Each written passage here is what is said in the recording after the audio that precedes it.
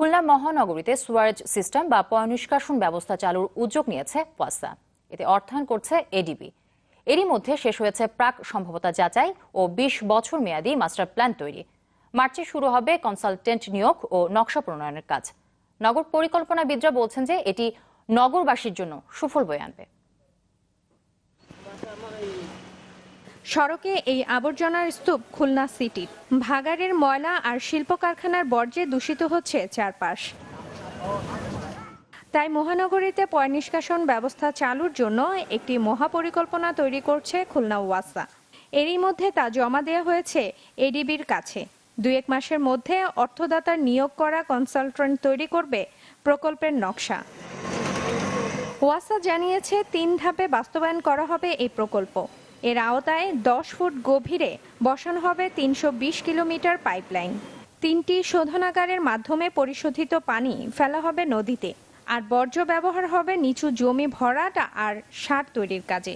বর্তমানে যে পরিকল্পনা আছে সেই অনুযায়ী আমরা ২০১৮ সালের মধ্যে এটার টেন্ডার প্রক্রিয়া সম্পন্ন করে এটা প্রকল্প বাস্তবায়নের কাজ শুরু করতে পারবো।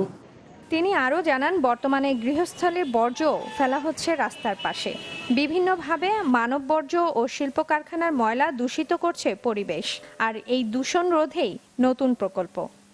পাইপের মাধ্যমে ট্রিটমেন্ট প্ল্যান্ট পর্যন্ত ক্যারি করা হবে এবং সেখানে ট্রিটমেন্ট করে যাতে পরিবেশে কোনো রকম দূষণ না হয় সেই রকম সিস্টেম এখানে চালু করা হবে।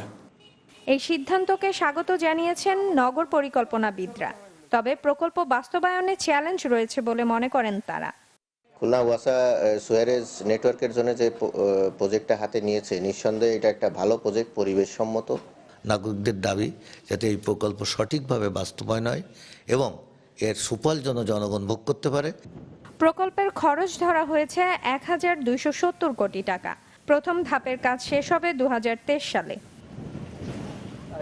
Desk report, channel 24।